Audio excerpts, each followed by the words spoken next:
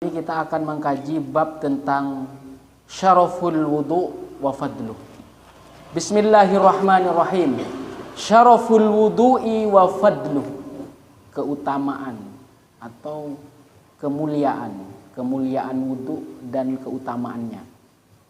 Jadi sering kita membahas itu, bahwasanya umat Muhammad itu pada hari kiamat kelak wajahnya, bukan hanya wajahnya, tangannya, kakinya, semuanya itu ghurram muhajjalin.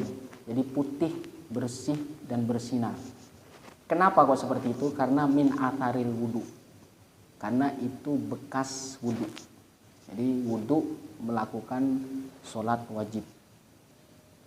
Jadi barang siapa yang ingin memperpanjang sinarnya, memperpanjang putihnya, memperpanjang bersihnya atau cahayanya, maka lakukanlah. Maksudnya apa?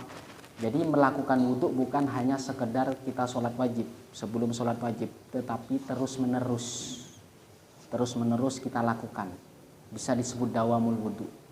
Nah, untuk itu akan kita bahas dalam judul ini, yaitu tentang kemuliaan wudhu dan keutamaannya.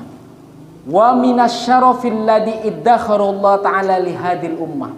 Jadi dari kemuliaan yang disimpan Allah untuk umat Muhammad itu apa?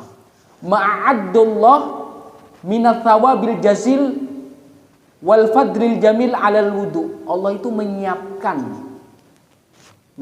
apa? Menyiapkan pahala yang besar dan keutamaan yang bagus, yang baik. Atas apa? Atas wudu. Jadi Allah menyiapkan, bukan hanya hampir wudu ini bisa mendapatkan derajat yang tinggi. Wa min dzalika anal wudu yutahhirul insan minal khotoya. Jadi maka dari itu wudu itu membersihkan manusia dari kesalahan-kesalahan. Wa yunadzifu jawarihahu wahidatan dan membersihkan anggota badannya satu persatu. Dari muka, tangan, wajah, sebagian rambut, semua wajah, semua yang ada di kepala sampai kaki. Membersihkan anggota organ tubuhnya wahidatan satu persatu.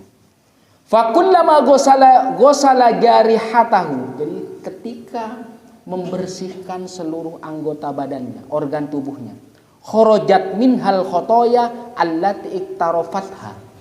Maka ketika kita berwudu dari wajah, tangan, sebagian kepala, kemudian kaki, apa yang diperbuat dosa oleh anggota badan ini akan luntur, akan gugur dosa-dosanya. Karena apa? Karena wudu. Jadi kharajat minhal khotoya, keluar dosa-dosanya, kesalahannya. Minha dari organ tubuh itu, al khotoya dari kesalahan-kesalahan itu, allati iktarafatha yang sudah dilakukan organ tubuh itu, baik mata, telinga, hidung, kemudian tangan, kedua tangan, kaki, itu semuanya luntur gara-gara disentuh oleh air wudu. Qala sallallahu alaihi wasallam, man tawaddaa wa ahsanal wudu kharajat khotoyahu min jasadihi hatta takhruju min tahti adfarihi. Jadi barang siapa yang wudu, mengambil wudu dan wudunya sempurna, ahsanal wudu, kharajat khotoyahu min jasadi, maka keluarlah kesalahan dan dosa-dosanya dari jasadnya. Hatta takhruju min tahta adfarihi, sampai keluar dari apa? Dari kukunya. Jadi keluarnya itu dari kuku-kukunya, adfar. Jadi orang yang selalu mendawamkan itu haruslah punya keyakinan itu. Jadi bukan hanya untuk melakukan sholat, tetapi ketika mengambil wudhu yakinlah apa yang kita basuh itu merontokkan dosa-dosa kita. Harus yakin itu. Dan itu harus kita minta. Jadi bukan hanya sekedar wudhu. Jadi kenapa dia kok 5 kali? Antara subuh dan duhur, siapa yang bisa memastikan tidak melakukan dosa? Enggak ada. Semuanya hampir pasti melakukan dosa. Karena manusia tempat kesalahan dan dosa. Sebaik-baik pendosa adalah orang yang kembali kepada Allah. Maka untuk merontokkan itu dengan berwudu. Terus dari zuhur ke asar, asar ke maghrib, maghrib ke isya, isya ke subuh, terus seperti itu. Maka wahidatan satu persatu itu akan rontok, hilang. Sampai keluar dari kuku-kukunya ini. Min tahti azfari. Jadi dari bawah kukunya ini. An Abi Hurairah radhiyallahu anhu qala Rasulullah sallallahu alaihi wasallam, "Idza tawaddu al-'abdul muslim awil mu'min fa ghassala wajhahu." Jadi jika seorang hamba yang muslim atau mukmin ketika membasuh mukanya, kharaja min wajhihi kullu khati'atin nadhar ilaiha bi'aini mal ma'i aw ma akhir qatril ma. Maka ketika membasuh muka, dosa-dosanya itu rontok yang ada di muka. Jadi kharaja min, keluar dari wajahnya setiap semua kesalahan. Nadharu ilahi, jadi melihat yang buruk, bi'ainihi ma'al ma, maka rontoknya itu seperti air ketika turun, ketika membasuh. Itu namanya merontokkan. Bukan membersihkan secara fisik saja, tetapi merontokkan dosanya, dosa-dosa kita. Maka kita kalau masih wudunya hanya untuk sah sholat, maka sekarang dirubah. Harus yakin apa yang kita basuh itu merontokkan kesalahan yang ada di wajah.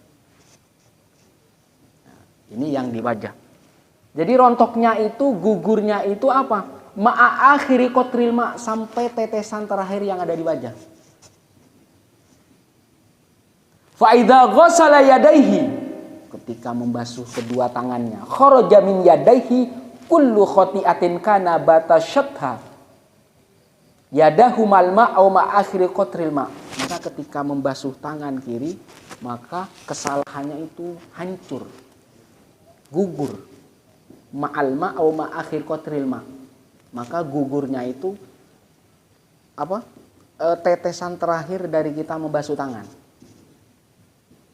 Jadi yakin ya. Jadi harus ada keyakinan setelah ini. Jadi bukan hanya untuk sahnya sholat. Jadi ketika membasuh muka, membasuh tangan, yakin kesalahan yang ada di muka dan tangan rontok. Nah, itu. Fa idza ghassala rijlaihi. Jadi ketika membasuh kedua kakinya, kharajat kullu khati'atin masyat harijlahu mal ma'au ma akhiri qatril ma. Maka ketika membasuh kedua kaki sama juga. Jadi merontokkan, menggugurkan kesalahan-kesalahan yang ada di kaki. Jadi kalau kita misalkan melangkahkan kaki, ya mungkin setelah selesai wudhu, setelah itu kita berbuat kesalahan, melangkahkan ke tempat yang tidak benar. Jadi setelah subuh misalkan, nah kita mau sholat duhur, nah itu kaki yang kita melangkah sebelum itu rontok. Sampai kita berada di titik kesadaran wudhu, sholat, wudhu, sholat, wudhu, sholat. Akhirnya timbul kesalahan sampai kita enggan untuk beranjak, untuk melakukan ke hal yang negatif. Berarti potensi untuk melakukan kesalahan itu semakin kecil. Mereduksi kesalahan itu. Jangan-jangan kesulitan yang kita alami gara-gara kesalahan dan dosa kita. Jadi semakin mengecil, maka keberuntungan semakin besar. Nah, itu ya. Jadi dari wajah, sebagian kepala, tangan, kemudian kedua kaki. Itu semua organ-organ tubuh yang terbasuh oleh air wudhu. Maka bukan hanya membasuh saja, yakin. Yakin itu merontokkan semua kesalahan yang ada di organ tubuh. Jadi kenapa orang yang selalu mendawamkan, bukan hanya berwudhu saja, wa ahsanal wudhu. Jadi kalau kita mau belajar untuk mendawamkan, yang pertama kita harus berwudhu dulu. Jadi kalau pengen kita membiasakan, ketika kita melihat air dan kita dalam kondisi batal, belajar berwudhu dulu sampai kita sempurna. Yang kedua adalah ahsanal wudhu. Wudhu yang baik, yang sempurna, yang sudah diterima Allah. Cakep, yang baik, yang sempurna. baru gurrom muhajjali. Di dalam teks itu dia itu pada hari kiamat, dan saya yakin itu bukan hari kiamat saja, sampai di kehidupan kita sehari-hari. Gurrom muhajjalina bukan hanya di waktu hari kiamat, tetapi di kehidupan kita sehari-hari. Itu yang menjadi keyakinan saya. Maka kalau kita masih belum ahsan, belum sempurna wudunya, paling tidak kita niat wudu dulu. Disertai keyakinan merontokkan tadi, merontokkan kesalahan-kesalahan itu. Baru setelah terus menerus, baru ahsanal wudu. Terus menerus baru kita enggan sudah. Jadi mereduksi kesalahan. Ketika kesalahan dan dosa itu direduksi, dikurangi, maka keberuntungan akan meningkat. Yang pertamanya gagal akan menjadi berhasil. Karena agama itu penjaga perkara dan permasalahan kita di dunia. Hatta yakhruju naqiyan minadz-dzunub. Sampai dari anggota badan itu keluar semuanya bersih dari dosa. Jadi jangan menunggu harus ahsan wudu terus menunggu sholatnya khusyuk. Jangan. Sudah kerjakan saja. Jadi kalau sholat itu kalau masih belum khusyuk, kembali ke Allah saja. Jadi kenapa di sajadah kita itu ada gambar Ka'bah, ada gambar masjid, ada gambar makom Ibrahim, itu apa? Karena kita masih visual. Kita belum menembus alam lahut, alam malakut aja enggak. Kita hanya alam nasut saja. Maka harus ada visual yang ada di depan kita. Jadi ada gambar masjid, kemudian kubah atau lainnya, yang itu sebagai perantara agar kita mengingat Allah. Ada yang merem, ada yang meremele, ada. Yang penting menambah kehusyuan. Khusyuk artinya itu takut. Jadi mentang-mentang kita belum khusyuk, lantas kita tidak melakukan sholat. Ya tidak, jangan menunggu khusyuknya. Yang penting bisa melakukan. Orang yang sampai ke tahap takut yang sesungguhnya itu sudah orang yang sudah melalui yang awalnya tidak khusyuk. Orang yang bersinar wajahnya bersih, enak dipandang itu sudah mengalami awalnya susah wudunya. Akhirnya dia ketika mau ke kamar mandi saja wudu, setelah dia tidak melihat air, ya terus begitu. Dan itu kan murah, bukan mahal, bukan. Jadi itu sampai dosa-dosa itu yang paling kecil pun hilang. Naqiyan, menjadi bersih dari dosa-dosa, minadz-dzunub, dari dosa-dosa. Wa fi riwayatin an Amr bin Abasah radhiyallahu an. Amr bin Abasah ini sahabat Rasulullah. Anin Nabi sallallahu alaihi wasallam qala, "Ma minkum rajulun yuqarribu wudu'ah fayumadumidu wa yastanshiku wa yastanthir." Jadi tidaklah dari sebagian kalian rajulun. Jadi laki-laki yuqarribu wudu'ahu, jadi mendekatkan dengan wudunya. Famadmado. Apa madmado? Berkumur-kumur, memasukkan air, berkumur-kumur. Wa yastanshik, memasukkan air ke hidung. Kemudian wa yastanthir, mengeluarkan air yang dari hidung, bisa. Atau biasanya kita mengeluarkan dulu ya, atau kita pancing dengan air. Itu menyehatkan. Jadi kotoran yang ada di dalam itu hilang. Madmadoh, istinsak, dan istinthar. Jadi madmadoh itu berkumur, istinsak memasukkan air ke hidung, kemudian yastanthir mengeluarkan air atau kotoran dari hidung, dari dalam keluar. Jadi orang yang melakukan ini, wudu yang seperti ini sebelum berwudu, illa kharrat khotoyahu, khotoya wajhi wa fihi khoyashinihi. Jadi kecuali tidaklah seorang pria itu mendekatkan wudunya dengan berkumur-kumur, dengan istinsak menghirup, kemudian dengan istinthar mengeluarkan kotoran, kecuali Allah gugurkan kesalahan-kesalahannya dari wajahnya dan lubang hidungnya. Jadi keluarnya dosa itu rontok dari wajah, kemudian dari lubang hidungnya. Khoyashin, dari khoyasin, dari lubang-lubang hidungnya. Tsumma idza ghassala wajha kama amara Allah illa. Jadi semua wudu itu mencontoh Rasulullah. Jadi jangan, yang dimaksud di sini bukan asal membasuh. Semua yang kita lakukan dalam berwudu itu mencontohkan Rasul, mencontohkan Allah, yang diperintahkan Allah dan Rasulnya. Kemudian dia membasuh wajahnya sebagaimana yang diperintahkan Allah. Illa kharrat khotoya wajhi min atrofi lihyati malma. Kalau wajah, kalau punya jenggot, kesalahannya keluar dari sela-sela jenggotnya. Berarti sekarang kalau berwudu niat ya, niat seperti itu. Jadi biar kita terus saja menuju ke kebaikan, menuju ke keberuntungan hidup kita, biar permasalahan hidup itu terselesaikan. Semakin sempit. Kalaupun ada permasalahan itu menjadi ujian. Semakin kita bisa melewati ujian itu, maka derajat kita akan naik. Itu saja. Jadi kesulitan yang susah kita atasi, kesulitan yang sulit kita atasi direduksi hanya dengan wudu. Sampai sela-sela ini, sela-sela bulu yang di wajah kita, lehyah, sini, jenggot, sampai ke lubang hidung. Sampai dia jatuh, sampai jatuh dari lubang hidung dan wajah kita. Air terakhir. Tsumma yamsahu ra'sahu, kemudian membasuh sebagian kepalanya. Illa kharrat khotoya ra'sihi min atrofi sya'ri malma. Jadi keluarnya di sebagian rambut ini keluar dari sela-sela rambut. Kesalahan-kesalahan kita keluar dari sela-sela rambut. Ma'alma, bersama air itu. Jadi air turun itu dia membawa kesalahan kita.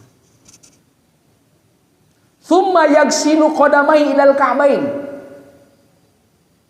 Jadi membasuh dua kaki sampai dua mata kaki, ka'bain. Illa kharrat khotoya rijlaihi min anamilihi malma. Jadi kalau di kaki itu keluar kesalahannya dari ujung kaki, apa namanya? Ujung jari kaki. Jadi keluarnya dari sana. Fa in huwa qama fa shalla fa hamidallah wa athna alaihi wa majjadahu billadhi huwa lahu ahlun. Maka ketika dia berdiri dan sholat, memuji Allah dan menyanjungnya, memuliakannya. Kenapa? Karena Allah lah yang layak untuk disanjung dan dimuliakan dan diagungkan, dikagumi. Wa farraga qalbahu lillah, kemudian mengosongkan hatinya hanya Allah saja. Jadi waktu sholat saja. Jadi kalau Rasulullah itu setiap sekon, ya setiap detik itu Allah saja. Maka ketika keluar dari Rasulullah, kalau enggak Al-Quran apa? Hadis.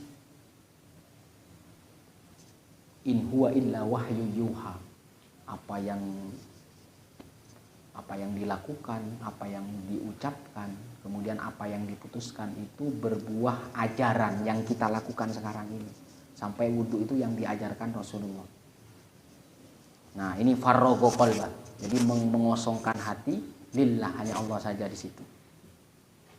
Jadi makanya ketika pertama inni wajjahtu wajhiya lilladzi, kita berhadap-hadapan dengan Allah yang menciptakan langit dan bumi. Hanya berapa menit kalau sholat? Ada 5 menit ada. 5 menit tidak panjang. Maka kosongkan sebentar. Ntar setelah sholat mungkin ada yang bekerja, ada yang beraktivitas, itu mungkin sudah bercampur ya. Coba di waktu itu. Illan sorofa min khoti'atihi kaihatika yaumi waladathu ummu. Maka ketika kosong nih, selesai semua wudhu, sudah sholat, kemudian kosong, hatinya hanya Allah saja. Ketika selesai, itu bagaikan orang yang dilahirkan, anak kecil yang dilahirkan, bayi yang dilahirkan ibunya. Jadi illan sorofa min khoti'atihi kai, dia keluar kesalahan dan dosanya seperti keadaan dia di hari dia dilahirkan oleh ibunya. Apa berarti? Tidak punya dosa kesalahan. Itu hanya sholat 5 menit. Ditambah wudhunya berapa menit? 10 menit ada? 2 menit berarti 7 menit saja. 7 menit saja bisa seperti ini. Jadi ketika kita sudah melakukan itu, kita beranjak ke tempat kerja kita. Nah, itu sudah berbeda wajahnya. Apa? Nah, kalau mengosongkan itu maka belajar, latihan. Hanya 7 menit saja, hanya 5 menit saja. Hanya 5 menit saja. Jadi setelah 7 menit kita memikirkan apa saja sudah terserah. Karena apa? Siapa tahu apa yang akan kita lakukan mengambil berkah dari wudhu dan sholat kita. Dan mengosongkan hati itu hanya Allah saja, untuk Allah saja. Waktu 7 menit itu. Itu ya. Jadi harapannya harus seperti itu. Jadi harapannya, kita takutnya hanya 7 menit. Khusyuk kan takut artinya. Takutnya 7 menit, harapannya bisa setengah hari kan? Wa min dzalika annal wudu'a 'alal makarih yarfa'ud darajat. Ini hadiah lagi nih. Setelah sholat sudah, karena kewajiban. Ada orang yang pengen mendawamkan wudhu karena ribet, dingin, takut air. Annal wudu' 'alal makarih. Sesungguhnya wudhu terhadap sesuatu yang tidak dikehendaki dalam keadaan kita sulit. Wah, sedikit-dikit wudhu, ntar dingin wajah. Yarfa'ud darajat, mengangkat derajat.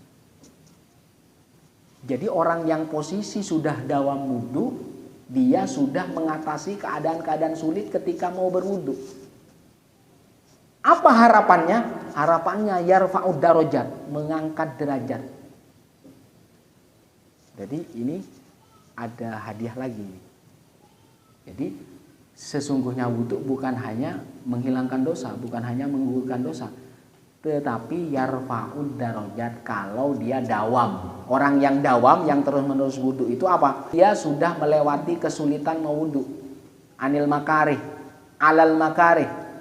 Itu di saat-saat sulit. Wah, wudhu malas banget. Ya kan? Wudhu malas banget. Sudah malam, sudah dingin. Jadi masih membasuh muka kita. Nah, orang yang bisa mengatasi ini, Allah akan angkat derajatnya. Yarfa'ud darajat, mengangkat derajat. An Abi Hurairah radhiyallahu anhu, anna Rasulullah sallallahu alaihi wasallam qol. Dari Abu Hurairah, Rasulullah bersabda, "Ala adullukum ala ma yamhullah bihil khotoya wa yarfa'u bihid darajat." Maukah kalian aku tunjukkan sesuatu yang bisa menghapus kesalahan dan mengangkat derajat? Qol, sahabat menjawab, mau Rasulullah, kita mau. Apa itu yang menghapus kesalahan dan mengangkat derajat? Qala, yang pertama adalah isbagul wudu'i 'alal makarih, menyempurnakan wudhu di saat sulit. Isbagul wudu' 'alal makarih. Jadi menyempurnakan wudhu. Jadi ahsanal wudhu, bukan hanya sekedar waman tawaddu'at, tetapi harus ahsanal wudhu. Jadi orang yang dihapus kesalahannya kemudian diangkat derajatnya, itu adalah orang yang menyempurnakan wudhu di saat-saat sulit. Yang kedua, wa kathratul khuta ilal masajid. Khuta, yastarikul khuta. Jadi yastarikul khuta itu apa? Khuta itu langkah. Banyak melangkah ke masjid. Bukan tidur, bukan. Maksudnya sholat. Jadi tikaf atau lainnya. Itu yang kedua. Yang ketiga, wantidharus sholati ba'da sholati fadalikumur ribat, fadalikumur ribatu, fadalikumur ribat. Orang yang menunggu sholat. Orang yang menunggu sholat, setelah sholat dia nunggu sholat. Kapan kerjanya? Jadi kenapa ini ada? Karena ada seseorang yang kerjaannya hanya seperti ini. Tapi kenapa dia kok cukup? Ini adalah tingkatan yang tertinggi, orang yang menunggu sholat setelah sholat. Yang paling simpel begini. Orang yang menunggu sholat setelah sholat, paling tidak ketika kita subuh, sholat subuh, selesai subuh misalkan, kita beraktivitas. Nah, ketika masuk waktu zuhur, jangan lupa saja. Itu maksudnya. Ini yang paling rendah. Tetapi ada orang yang dawamnya wudhu itu dia menunggu sholat setelah sholat. Maksudnya apa? Menjaga, memelihara. Jadi intidharus sholati ba'da sholat, menunggu sholat setelah sholat. Jadi kalau sudah sholat subuh nunggu aja sholat duhur. Bisa? Nah, ini yang paling tinggi. Kita minimal. Jadi minimal kita setelah sholat subuh kita beraktivitas sampai masuk duhur. Nah, kita melaksanakan sholat duhur. Itu juga sama. Fadzalikumur ribat sampai menyebutkan 3 kali. Itu adalah penjagaan, pengikat. Jadi menjaga kita ya bukan saya yakin bukan kehidupan akhirat saja, tetapi kehidupan dunia juga sama. Ini adalah pengikat. Jadi orang yang dihapus kesalahannya kemudian diangkat derajatnya, orang yang menyempurnakan wudhu di saat sulit, kemudian banyak melangkahkan ke masjid. Kemudian yang ketiga adalah orang yang menunggu sholat, memelihara sholat. Jadi ada hafidhu ala sholawati was sholatil wusta. Jadi kita untuk memelihara, bahkan penyebutannya mendirikan, bukan melakukan. Nah, mendirikan sholat, bukan melakukan sholat, bukan, mendirikan. Jadi kalau kita tidak mendirikan sholat, kalau kita sudah nggak sholat akan rubuh dia. Jadi karena apa? Ini adalah penjaganya, penjaga kita dari perkara-perkara dunia, siapa tahu dari sholatnya. Jadi jangan berputus asa orang yang masih belum khusyuk, masih belum sempurna, yang penting terus menerus saja. Jadi mentang-mentang saya enggak bisa khusyuk, saya enggak sholat saja, ya jangan juga. Tetap terus saja begitu. Karena orang yang khusyuk, orang yang benar-benar sudah mengoptimalkan kehusuan dia awalnya juga belajar sama juga. Jadi ketika sudah memikirkan yang lain, lihat di sajadah kita itu. Ada masjid, ada Ka'bah, ada Hajar Aswad juga. Itu mengingatkan kita ke Allah. Itu. Jadi lihat aja ke sana. Jadi kalau beli sajadah yang gambar itu, jangan yang gambar yang lainnya. Jadi itu ya. Jadi biar itu maksudnya untuk kita mengikatkan pandangan kita karena kita kan masih visual, kelas kita masih visual. Kita yakin terhadap apa yang kita lihat. Masih ainul yakin. Jadi belum hakul yakin, belum. Jadi itu. Jadi makanya harus ada sajadahnya yang bergambar itu. Maksudnya itu menambah kekhusyuan, menambah mengingat Allah. Saya kalau sholat itu biasanya kalau susah melihat di depan, masih belum khusyuk, saya di pikiran saya tulis alif lam Allah gitu, Muhammad gitu, begitu aja. Allah Muhammad gitu. Ini adalah pengikat sampai menyebutkan 3 kali. Fadzalikumur ribat. Ini adalah pengikat, penjagaan bagi kalian. Jadi itu. Jadi kalau misalkan belum bisa ini aktivitas, setelah subuh aktivitas, jangan lupa sholat duhurnya setelah subuh. Kalau sudah dia masuk waktu duhur, udah dikerjakan duhur. Jadi kalau tidak sempat mau melakukan perjalanan, misalkan susah mau di jalan, bisa dijamak. Jadi kalau sekitar kita menempuh perjalanan 100 km, itu bisa dijamak qashar, bisa. Mau takdim, mau takhir, silahkan, itu kemudahan dari Allah. Yuridullahu bikumul yusra wa la yuridu bikumul usra. Allah menghendaki kalian apa? Kemudahan, tidak menghendaki kalian kesukaran. Wa min dzalika anna syahada ba'dal wudu sababu dukhulil jannah. Jadi makanya setelah berwudu semuanya asyhadu an la ilaha illallah wahdahu la syarikalah wa asyhadu anna Muhammadan abduhu wa rasuluh. Allahumma ja'alni minat tawwabina wa ja'alni minal mutatahhirin. Setelah wudu nih. Jadi setelah wudu kita menghadap kiblat, berdoa itu. An Umar bin Khattab radhiyallahu anhu qala Rasulullah sallallahu alaihi wasallam, "Man tawaddoa fa ahsana wudu'ah." Barang siapa yang berwudu dan wudunya baik, sempurna. Tsumma qala, kemudian berdoa, "Asyhadu an la ilaha illallah wahdahu la syarikalah wa anna Muhammadan abduhu wa rasuluh. Allahumma ja'alni minat tawwabina wa ja'alni minal mutatahhirin."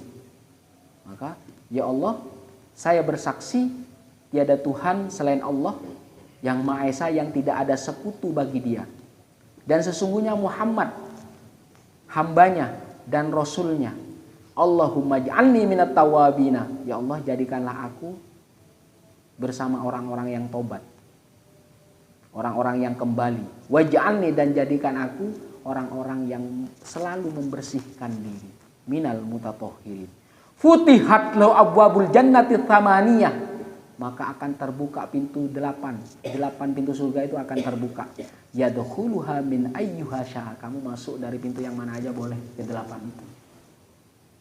Ya, itu. Allahumma ja'alni minat tawwabina wa ja'alni minal mutatahhirin. Sudah sempurna itu. Habis itu melakukan sholat selesai, apalagi menjaga sholat satu ke yang lainnya sudah. Siapa tahu apa yang kita kerjakan hanya 7 menit saja bisa menyempurnakan kehidupan rencana kita yang akan datang. Hajat-hajat kita yang kita rencanakan sebelumnya bisa terkabul oleh Allah. Jadi kalau sudah dosa, sudah pasti kesalahan dari anggota badan kita sudah diterangkan di dalam hadis Rasulullah Sallallahu Alaihi Wasallam. Jadi sampai di akhirat kelak terbuka pintu surga yang 8. Mau masuk yang mana aja. Yadkhuluha min ayyuha syaa. Mau masuk yang mana saja. Itu ke 1 boleh, 2 sampai ke 8. Nah, sekarang ini wa anna Muhammadan abduhu wa rasuluh. Nah, ini saya akan membahas teks ini. Wa anna Muhammadan abduhu wa rasuluh. Abduh itu apa artinya? Abdun, budak kan. Bahasa kasarnya kan budak, hamba sahaya. Dari budak kemudian kenapa dia menjadi rasul? Rasul itu kan pangkat yang tertinggi. Sampai Allah Muhammad, pencipta dan orang yang dikasihi, makhluk yang dikasihi Muhammad. Berarti pangkat tertinggi makhluk itu adalah budak, hamba, menghamba. Jangan kita pengen tinggi kalau kita belum menghamba dulu. Pasti orang yang ditinggalkan Allah posisinya dia sudah mengalami menghambanya ke Allah.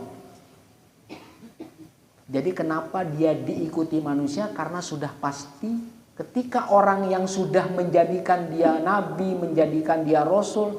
Jadi kalau sekarang menjadi nabi, ketika diikuti orang pasti dia ngajak orang untuk menyembah kan? Mengajak orang untuk menghamba. Ini abduhu. Bukan warosuluhu duluan. Abduh dulu. Jadi kalau kamu pengen pangkat tinggi, mengabdi dulu, abdun. Abduhu yang paling rendah. Jadi yang paling kasar itu, kalau ungkapan kasar itu namanya kan budak. Jadi kalau dahulu namanya ada hamba sahaya. Budak, hamba. Jadi pangkat yang paling tinggi manusia itu adalah hamba. Jadi ketika kita menetapkan pangkat yang paling tinggi hamba, Allah baru ngangkatnya.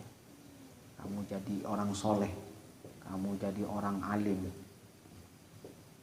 kamu jadi wali, atau kamu jadi mujahid.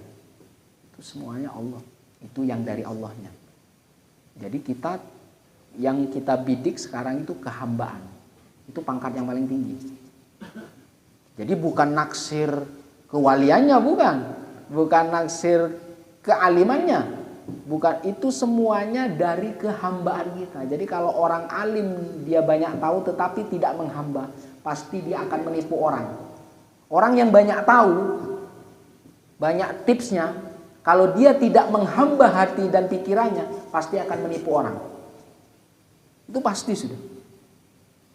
Jadi pangkat tertinggi manusia siapa? Apa? Hamba. Ketika sudah menghamba dan itu diterima Allah, maka dia kalau dulu menjadi rasul, menjadi nabi, kalau sekarang menjadi wali, menjadi orang soleh, menjadi ulama, itu seperti itu ya.